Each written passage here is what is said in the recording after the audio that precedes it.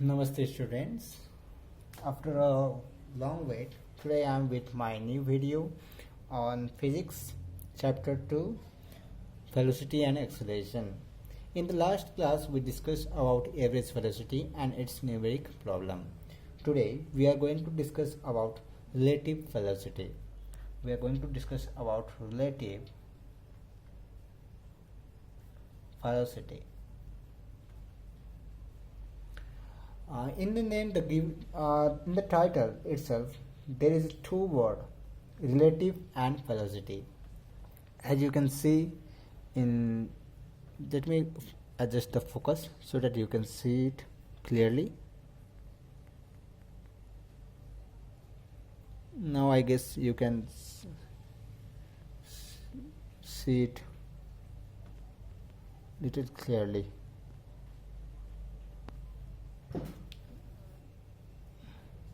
Okay, relative velocity. Here there are two words, relative and velocity. In this unit, we will talk about velocity, which is related to some part, some other component of physics or motion. Here we will deal with reference point.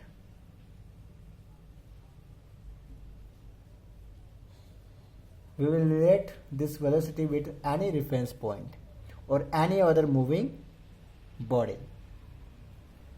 नेपालीमा भन्नु पर्दा के त हामी एउटा moving बडीलाई अर्को moving body अथवा एउटा स्थिर भएको बडीसँग कम्पेयर गरेर रिलेट गरेर पढ्छौं, कम्पेयर गरेर अथवा रिलेट गरेर पढ्ने छौं. Let's start the topic with the same thing, definition. Let's start with the definition. According to our book, the definition for relative velocity is given by the velocity of a body. Write with me, velocity of a body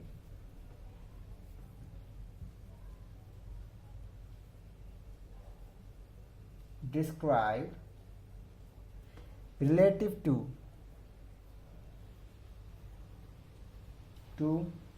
a reference point or reference frame. Both are same meaning, okay? It's called relative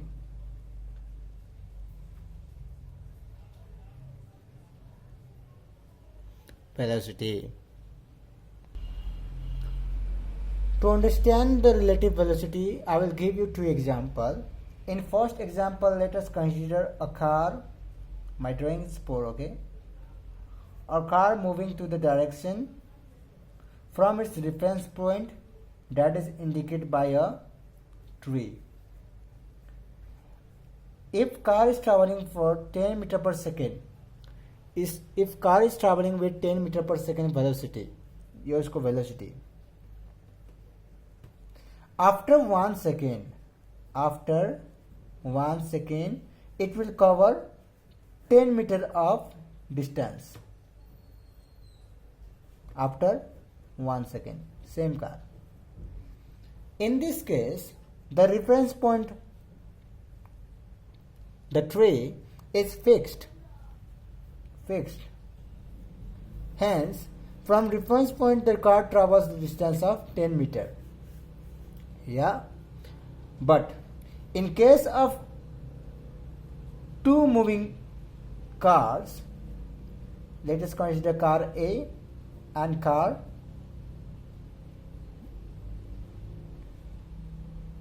B.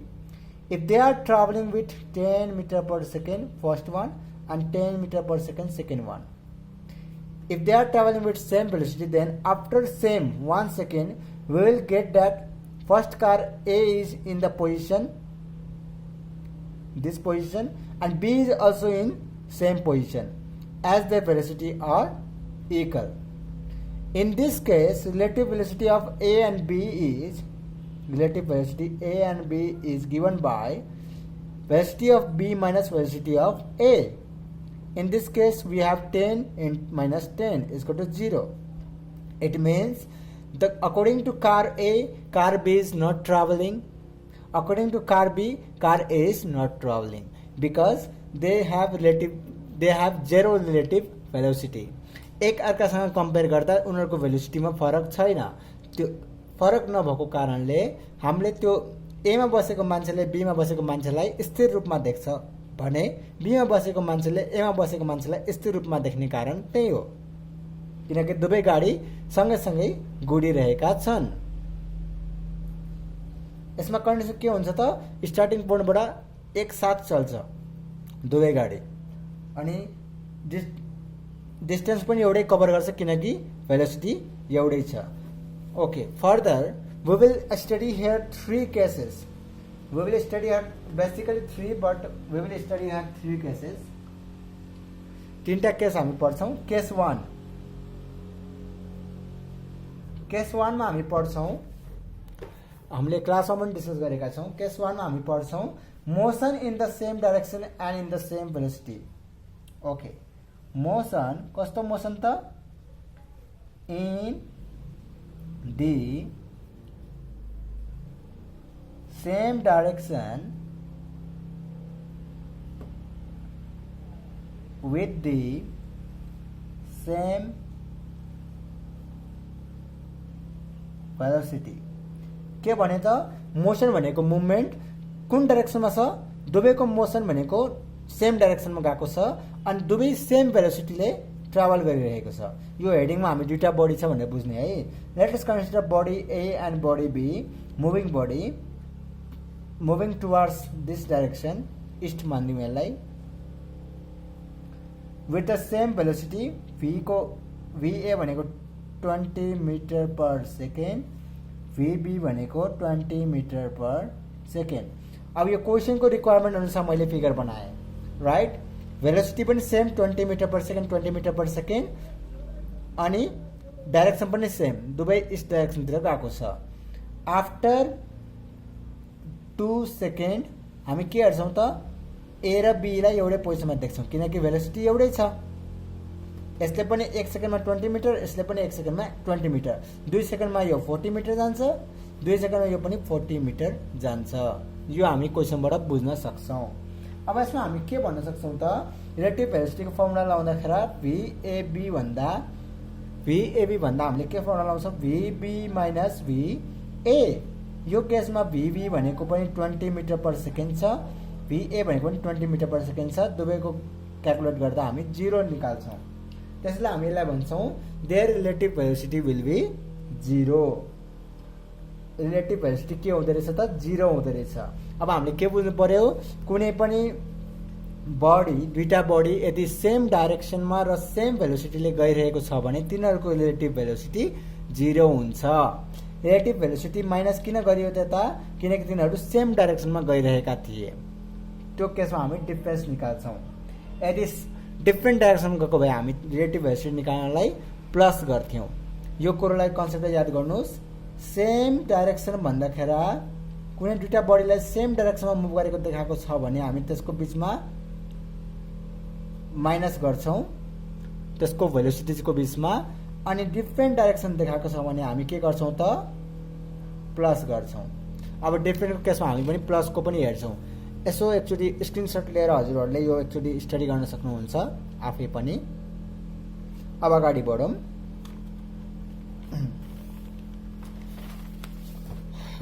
इन्कन्भिनियन्स भएको छ भने म sorry भन्न चाहन्छु. मसँग अहिले board available भएन and मैले यसरी नै पढाउन उचित सम्झेँ अहिलेको लागि चाहिँ. Let's study case 2. केस 2 मा हामी के लेखिरहेका छौं त, मोशन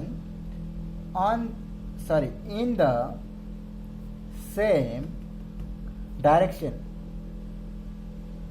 फेरि सेम डाइरेक्सन है. सेम डाइरेक्सन भनेपछि के गर्ने, प्लस कि माइनस, यस माइनस, विथ डिफरेन्ट भेलोसिटीज. अब यो केसमा हेरौं है, हामी फेरि त्यही बडी लिन्छौं, ए बडी र बी बडी. ए को भेलोसिटी हामी कति भन्यौं 10 मिटर पर सेकेन्ड भन्यौं सपोज गर्ने मात्र हो है बी को भेलोसिटी हामी कति लिन्छौं मानौं 5 मिटर पर सेकेन्ड लिए रे अब यसको एभरेज भेलोसिटी निकाल्ने हो भने म के गर्छु त यसको सरी एभरेज भनेछु रिलेटिभ भेलोसिटी निकाल्नु पर्दा if we want to find average relative velocity between these two bodies moving bodies traveling in the same direction okay इस्तिरै अब here we will give VAB is equal to VB minus VA okay in this case we will find let's give the value 5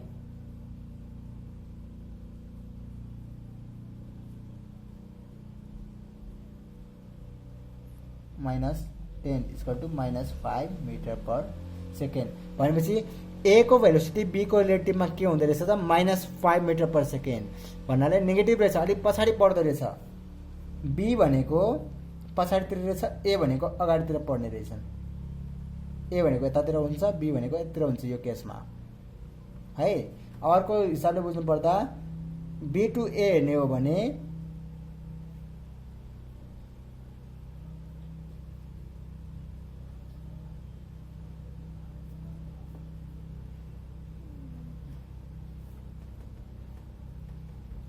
अब हेर ल be बाट मान्छेले हेर्दाखेरि 5 metre per second अगाडि देख्छ उसले 5 मिटर अगाडि देख्छ एक सेकेन्ड पछि तर ए को मान्छेले हेर्ने बेला बी लाई उसले 5 मिटर पछाडि देख्छ उसलाई यही हो कुरा अरु के हैन रिलेटिभ भेलोसिटी भनेको एकाकासँग रिलेट गर्दाखेरि कम्पेयर गर्दाखेरि कतिको भेलोसिटी डिफरेन्स आइराछ भन्ने कुरो ल हामी रिलेटिभ भेलोसिटी भन्छौं अब अगाडि हेरौं अब हामी लास्ट केस डिस्कस गर्छौं आजको यो लास्ट केस अनि लास्ट क्लास पनि हुनेछ अनि एउटा न्यूमेरिक गर्छौं अनि we will exit the class motion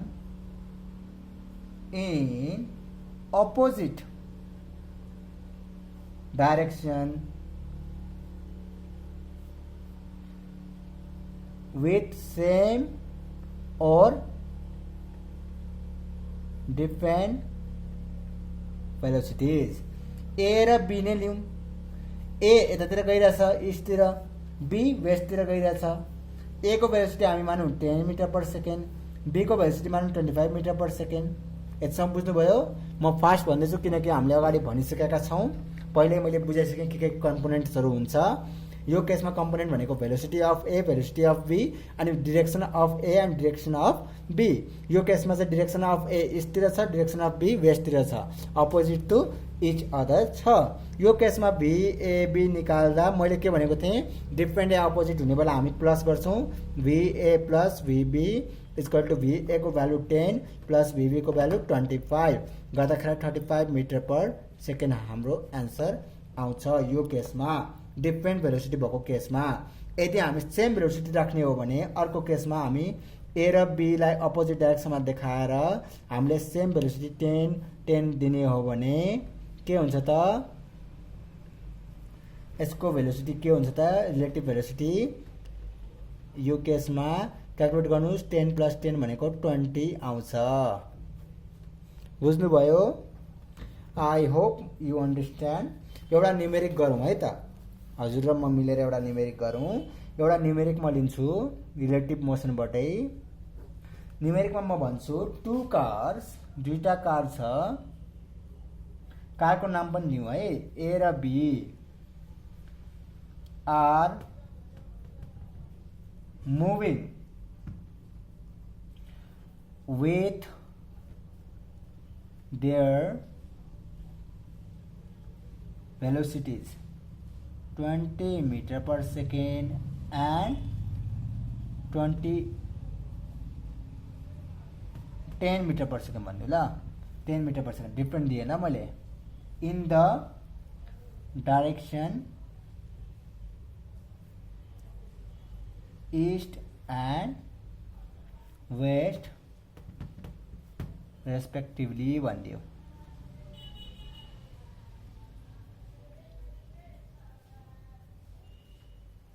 अब यहाँ के भनेको छ इफ दे स्टार्टेड रे सँगै स्टार्ट गरेछ है फ्रम द सेम प्लेस। यो क्वेसन हजुरको बुकमै छ, एक्जाम्पल नम्बर 1 मा छ। Solve numeric problem number 1 page number 21 मा तपाईले पाउन सक्नुहुन्छ।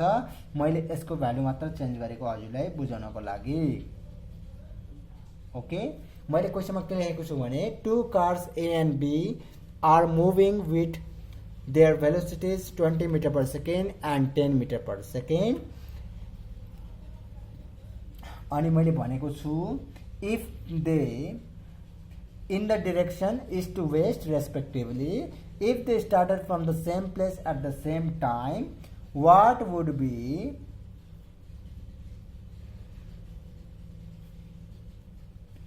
the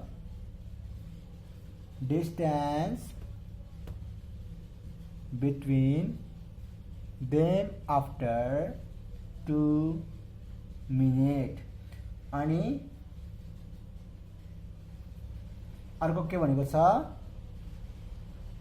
फाइन्ड द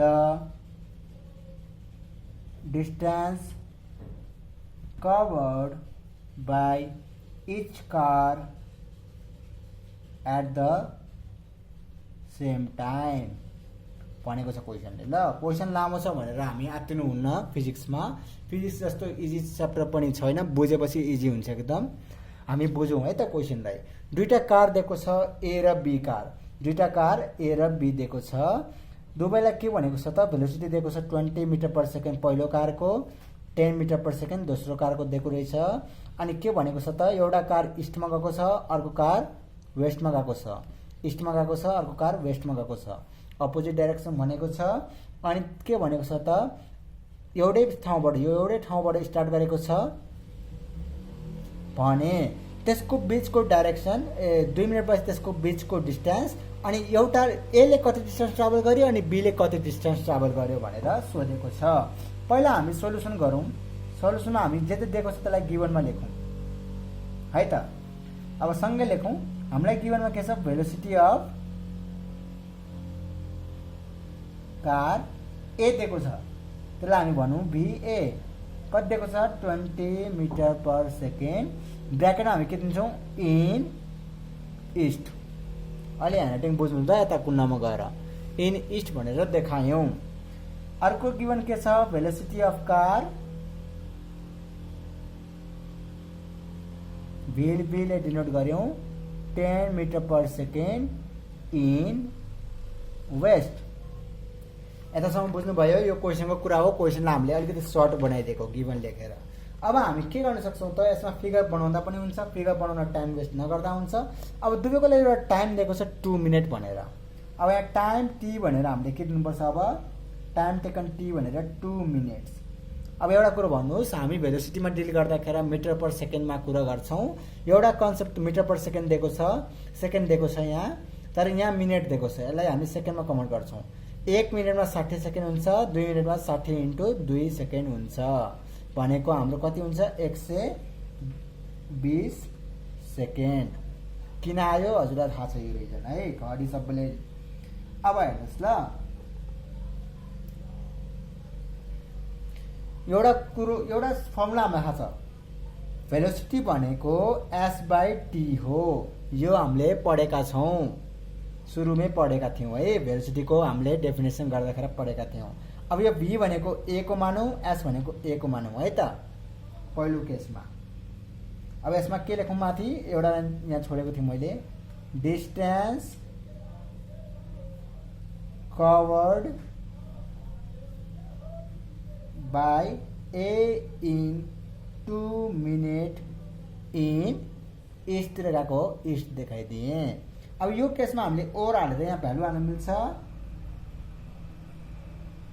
VA को भ्यालु कति छ, 20 मिटर पर सेकेन्ड। S को भ्यालु दिएको छैन डिस्टेन्सको, T को भ्यालु दिएको छ 120। अब यसलाई गर्दाखेरि कति आउँछ हाम्रो, 120 यता जान्छ, 120 × 20 = SA। देयरफोर SA SA भनेको A सानो है तल, S ठुलो। SA भनेको 12 × 2 24 00 2400 मिटर 2400 मिटर है।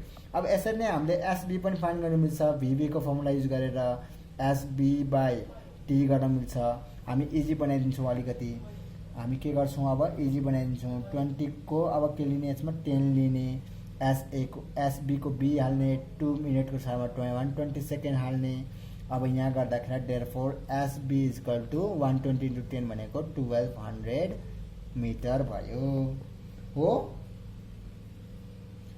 आयो 1200 र 2400 आन्सर आयो अब यहाँ